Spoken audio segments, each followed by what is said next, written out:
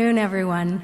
I do want to extend my sincere thanks to President Colin Best and the entire AMO membership for the opportunity to speak with you today. And to Robin Jones, congratulations on your incoming team. I deeply appreciate the many ways our municipal partners are helping us build healthier, stronger communities across Ontario. When I speak with municipal leaders, substance abuse, mental health, and supportive housing are consistently top-of-mind issues raised. I've also heard that the status quo of drug consumption sites is not working. Parents are worried about discarded needles that their children could pick up. Some parents no longer feel comfortable sending their children to the local elementary school or have pulled them out of their local daycare. Businesses and communities are concerned about disruptive behavior that increases crime around drug consumption sites that impact their communities. Just last year, for example, compared to the rest of the city, there was a 113% increase in reports of assault near these sites in Toronto. Violent crime was up 146% near Ottawa's Somerset site, and homicide was 450% higher near Hamilton's urban core. We also know that the cycle of addiction is not being broken by using drug consumption sites. We need to do more to support a journey into treatment and recovery, to keep communities safe, and to address the tragic impact of substance abuse, drug overdoses, and opioid-related deaths have in our communities. It feels like every day we turn on the news and learn more about the tragic outcome of an approach that accepts and promotes the use of illegal drugs over treatment and recovery. You don't need to tell me about British Columbia's recent decisions to end its dangerous experiment with so-called safe supply and rampant drug use. Closer to home, safer supply drugs are being diverted and sold in the black market in London. Residents near Ottawa sites are concerned about the drug-related crimes in their community. And in Toronto, there's been numerous stories of altercations, stabbings, shootings, and even a homicide in the vicinity of these sites. Our first priority must always be protecting our communities, especially when it comes to some of our most innocent and vulnerable, our children. The parents the Premier and I talked to are desperate for more to be done. That's why we will ban drug consumption sites within 200 meters of schools and childcare centers.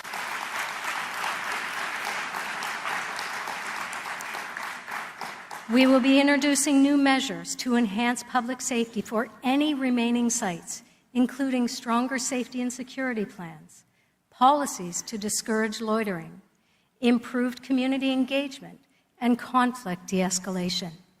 At the same time, we will be introducing new measures that will prohibit any new CTS site from opening or participating in federal so-called safer supply initiatives.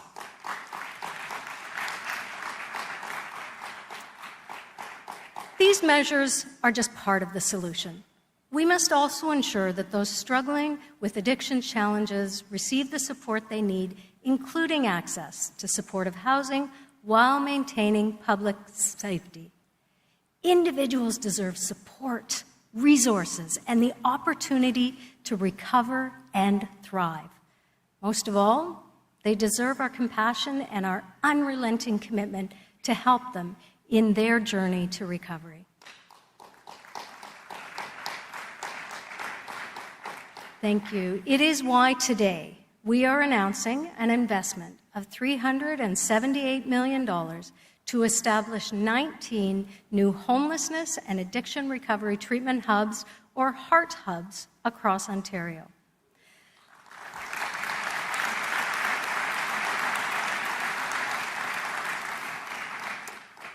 The new HEART hubs build on our roadmap to wellness and the successful hub model by taking next steps to shift addiction care towards a model that emphasizes recovery, treatment, and community safety. Learning from early adopters, like the City of London, these hubs provide a comprehensive and coordinated approach to treatment, including primary care, integrated mental health and addictions care, social services and employment support, increased availability for shelter beds and supportive housing, and other supplies and services, including naloxone, on-site showers, and food. I want to be clear, they will not provide safe supply, supervised drug consumption, or needle exchange programs.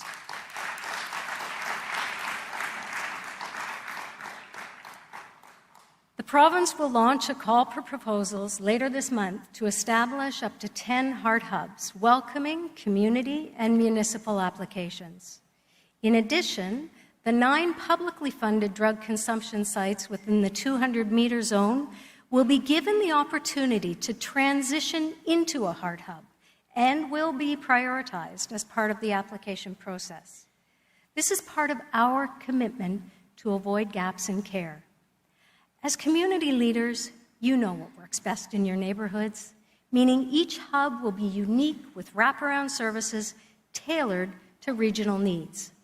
Heart hubs will add up to 375 supportive housing units, alongside addiction recovery and treatment beds, helping thousands of people transition to more stable, long-term housing. I want to thank the many municipal leaders who have engaged with us over the past several months, advocating for exactly this kind of community-oriented solution. Together, these new heart hubs and strengthened safety measures will better connect vulnerable people to comprehensive, evidence-based support while keeping our communities safe. Heart hubs are one of the many investments we've made to build a healthcare system that supports those dealing with mental health and addictions challenges. Through our Roadmap to Wellness, we are investing $3.8 billion over 10 years to fill gaps in mental health and addictions care, create new services, and expand existing programs. As part of our 2024 budget, we allocated an additional $396 million to continue improving access and expanding mental health and addiction services. Our investments are connecting people with the right care closer to home, including $124 million to create up to 500 more addiction recovery beds and new mobile mental health clinics in communities like Prince Edward County. $152 million for supportive housing to assist those facing homelessness while experiencing mental health and addictions challenges. And we're also investing $19 million to expand our network of youth wellness hubs, with 10 new hubs adding to the 22 that have opened under Premier Ford in every corner of Ontario, such as right here in Ottawa, in Peel Region, in Windsor, in Kenora, and in Sudbury. My colleague, Minister Calandra, is investing over $650 million in the Homelessness Prevention Program and $41.5 million for the Indigenous Supportive Housing Program. And we've been supporting 100 mobile crisis response teams in communities across Ontario, where mental health professionals partner with police to respond to mental health calls, and we know it's working. As always, Ontario will continue to partner with you as we implement the new homelessness and addiction recovery treatments and better support to people on their journey to recovery and wellness. Thank you. Stay well.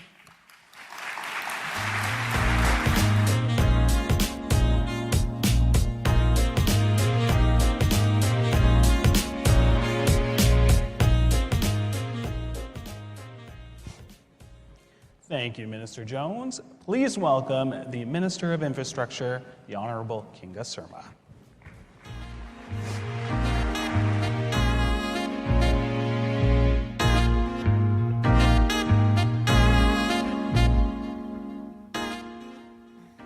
Hello, everyone.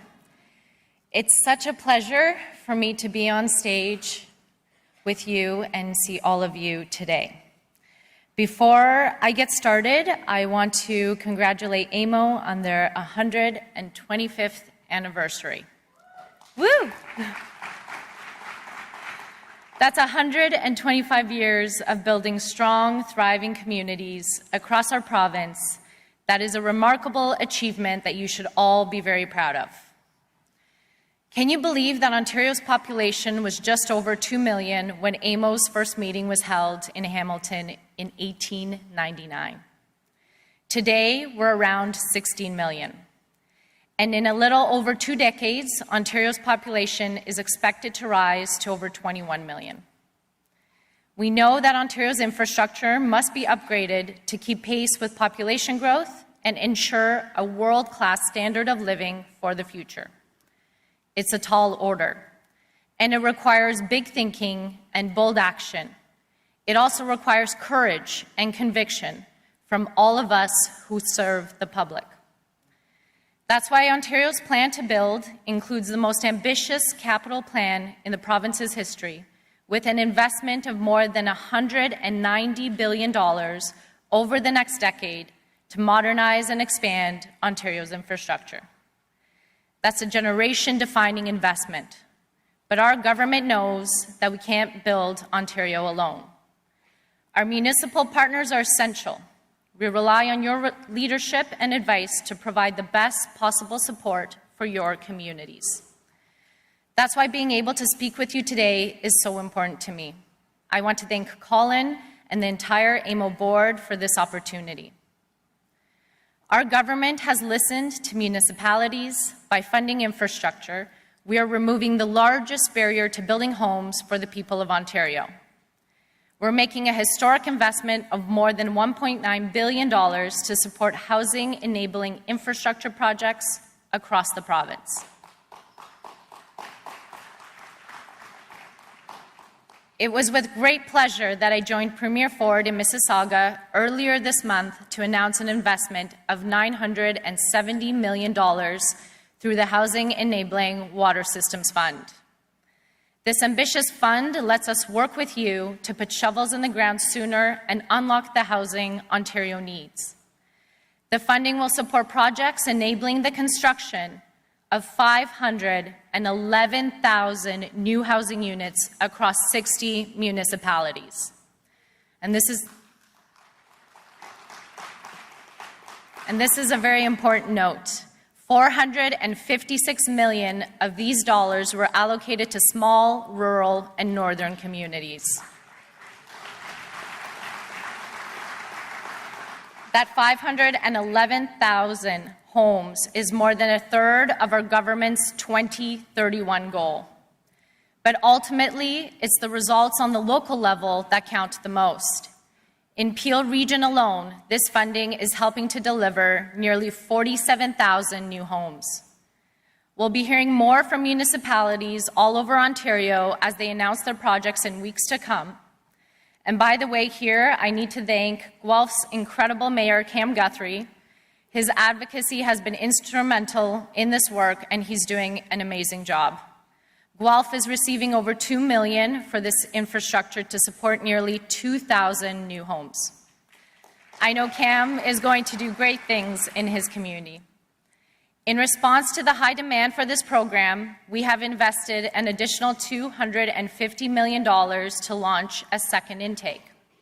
My ministry has been accepting new applications since August 14th and will do so until November 1st. I encourage all eligible municipalities to apply. Let's push ourselves to build more than 511,000 homes. I'd also like to announce that we will be launching the Housing Enabling Core Servicing Intake, which represents an investment of $400 million that will allow municipalities to apply for funding to build, maintain, and repair roads and bridges, as well as any other work needed to unlock lands for redevelopment.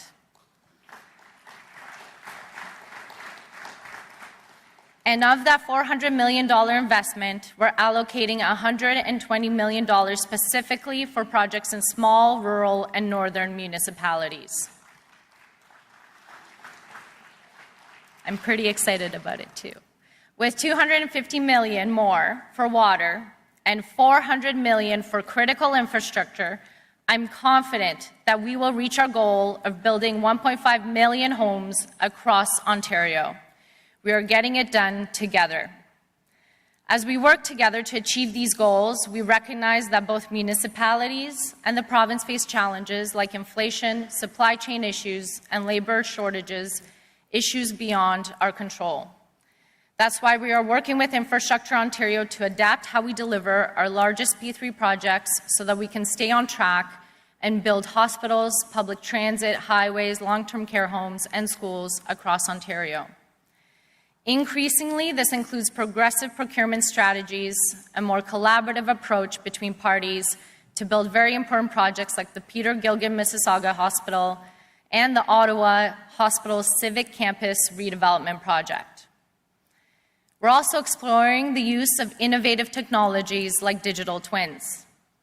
A digital twin is a 3D virtual map of a current or planned infrastructure project.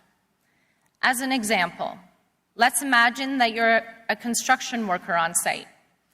Imagine having the ability to see underground infrastructure on a tablet or a phone.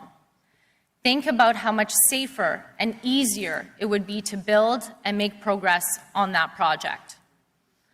With these models, we can identify risks before physical work even starts. This technology is already being used in the UK, and our government is studying these applications very closely. Infrastructure Ontario and my ministry are exploring digital twins on 3 complex infrastructure projects: the Eglinton Crosstown West Extension, the Peter Gilgan Mississauga Hospital redevelopment, and my favorite project, the Ontario Place redevelopment project. I look forward to seeing the lessons learned and collaborating with municipalities on strategies for the future. And it is my hope that in the coming months, we will be implementing digital twin technology to build Ontario together. Before I go, I want to thank you again for the opportunity to speak today. Our government stands ready to help you deliver the critical infrastructure needed in your communities. We are in your corner. It's by working together that we will lay the foundation for a stronger Ontario and create prosperity for generations to come. We should all be proud. Our water program is the most aggressive and effective housing policy in the country. Let's get the job done together. Thank you.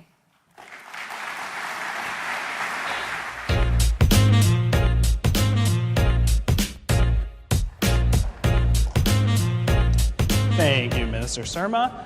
I would like to welcome the Honourable Paul Calandra, Minister of Municipal Affairs and Housing, AMO President Colin Best, and AMO Executive Director Brian Rossborough, and the 2024 AMO Youth Fellows to the stage.